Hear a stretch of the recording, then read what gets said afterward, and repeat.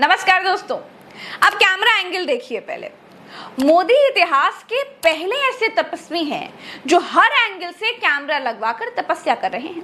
आगे पीछे दाएं बाएं हर जगह कैमरा है। अरे ऐसा लग रहा है जैसे तपस्या नहीं, प्री वेडिंग शूट चल रही है।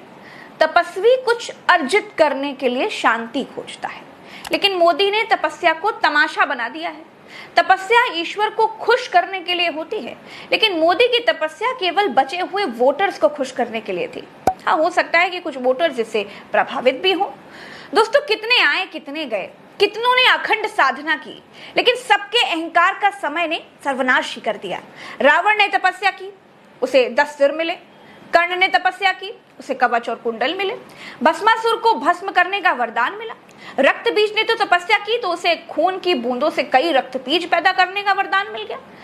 लेकिन जब अति हो गई तो समय ने सबको सबक सिखा दिया। मोदी तपस्या करने चले गए हैं। सैकड़ों कैमरों के बीच मोदी तपस्या कर रहे हैं। अब ये 7वां चरण क्या कुछ कह रहा है, इसको समझेंगे।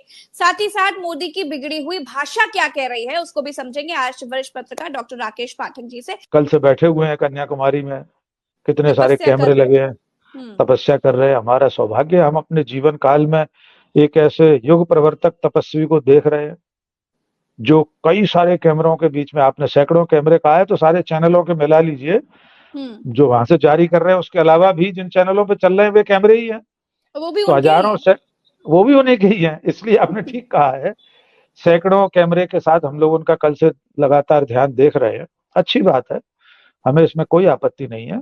लेकिन क्या ध्यान के समय में उनके दिलो दिमाग में ये बात आई होगी कि पिछले 6 चरणों के चुनाव में वे कर क्या रहे थे, और क्या उनको ये ध्यान आया होगा अपने ध्यान में बैठते समय कि स्वामी विवेकानंद जो अमेरिका में शिकागो में सिर्फ अपने पहले शुरुआती 2 शब्दों के संबोधन से पूरी दुनिया में छा गए थे, भाइयों और बहनों, my dear brothers and sisters. यानी भाईचारे की पहली मिसाल तो स्वामी विवेकानंद ने 100-125 साल पहले रख दी थी। क्या नरेंद्र मोदी उस भाईचारे को मानते हैं जिन विवेकानंद के सामने बैठे हैं?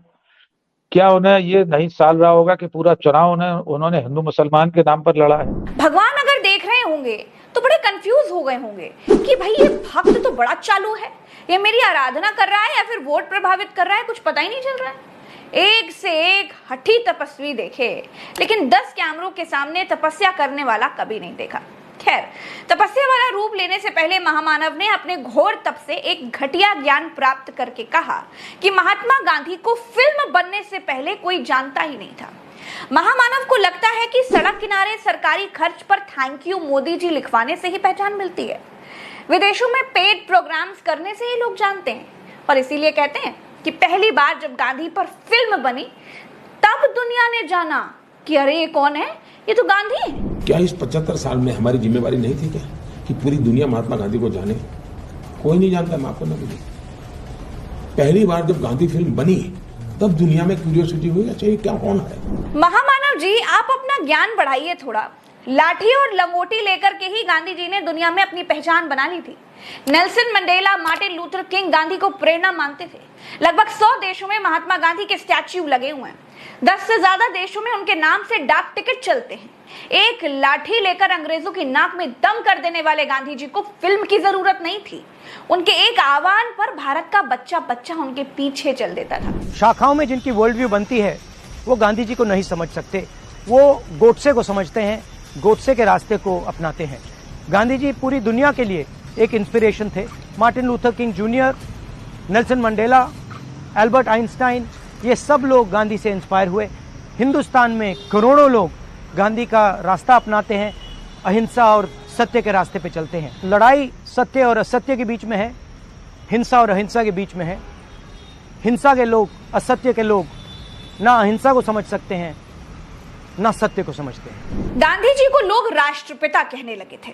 अब इसके लिए उन्होंने किसी के पीछे ईडी नहीं भेजी थी, सीबीआई नहीं भेजी थी। इनकम टैक्स के छापों के दबाव में लोगों ने महात्मा गांधी को राष्ट्रपिता नहीं कहा था। ना ही गांधी जी ने कभी तपस्या के नाम पर नौटंकी की। गांधी जी 5 साल 5 लाख का सूट पहनकर साल के 2 दिन 10 कैमरे लगवाकर तपस्या का ढोंग नहीं करते थे। गांधी गांधी नहीं थे, गांधी आंधी थे। अंग्रेजों को खदेड़ दिया था। महामानव की तरह चीन को कभी क्लीन चिट नहीं दे दी थी, ना कोई आया है ना कोई घुसा है, ये नहीं बोल देते थे। खड़गे कहते हैं कि अगर मोदी को गांधी के बारे में मालूम नहीं है तो फिर संविधान के बारे में भी नहीं पता होगा। ऐसा ही हो सकता है जैसा महात्मा गांधी जी जो काम किए, जो कहे, उसके बारे में पता नहीं है, तो मैं समझता हूँ संविधान के बारे में भी उनको पता नहीं होगा। महात्मा गांधी को पिक्चर बनने से पहले कोई नहीं जानता था, ये बात कोई मूर्ख ही बोल सकता है।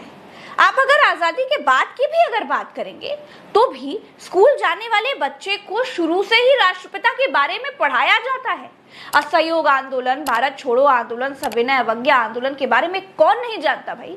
ये सब तो छोड़ दीजिए, स्कूल से लेकर सरकारी दफ्तरों तक महात्मा गांधी हर जगह दीवार पर है। अरे दीवार छोड़ दीजिए, महात्मा गांधी हर अमीर गरीब की जेब में है, नोटों पर उनकी तस्वीरें हैं। नोट भी छोड़ दीजिए, डाक टिकटों में महात्मा गांधी की तस्वीरें आज भी हैं, ये भी छोड़ दीजिए। शराबी भी जानते हैं कि 2 अक्टूबर को ठेका बंद काहे रहता है और 2 अक्टूबर को गांधी जयंती होती है, यह देश का बच्चा बच्चा जानता है। और गोदी मीडिया के परियों के पापा ये कहते हैं कि राष्ट्रपिता बापू को पिक्चर बनने से पहले कोई जानता नहीं था। वाह, गलती मत कीजिए मोदी को समझने की। अगर मोदी जिस दिन मुंह खोलेगा तुम्हारी 7 पीढ़ी के पाप निकाल करके रख दूंगा। महामानव की जब से सरकार आई है तब से चाटुकार फिल्म डायरेक्टर्स महामानव की इमेज को परमात्मा के भेजे हुए बंदे की तरह बनाने में लगे हुए हैं। लेकिन फिर भी महामानव को भारत की बहुत बड़ी आबादी पसंद नहीं करती। गोडसे और उसकी मानसिकता वालों को छोड़कर गांधी सबके हैं। मैंने आज तक गांधी पर बनी फिल्म नहीं देखी, लेकिन मैं राष्ट्रपिता महात्मा गांधी जी को जानती हूँ, उनके आदर्शों को जानती हूँ। वो अहिंसा के पुजारी थे। गांधी 12 लाख का सूट नहीं पहनते थे, दिन में 10 बार कपड़े नहीं बदलते थे, लाखों का चश्मा नहीं लगाते थे, अपने लिए 8.5 करोड़ का जहाज कभी नहीं खरीदा उन्होंने। गांधी को सब जानते हैं, सिवाय गुजरात के एक स्टेशन पर चाय बेचने वाले इंटायर पॉलिटिकल साइंस में डिग्री हासिल करने वाले महामानव को छोड़कर। दोस्तों, सरकार किसकी बनेगी ये तो समय के गर्भ में है, लेकिन वोट के लिए तपस्या का कैमरों पर ऐसा स्वांग आज तक किसी मानव या फिर महामानव ने तो नहीं रचा। दोस्तों, इस वीडियो में इतना ही, दीजिए इजाजत। राम राम, दुआ सलाम, जय हिंद। चैनल को सब्सक्राइब जरूर कीजिएगा, वीडियो को शेयर कीजिएगा। नमस्कार। गेट खोल दो।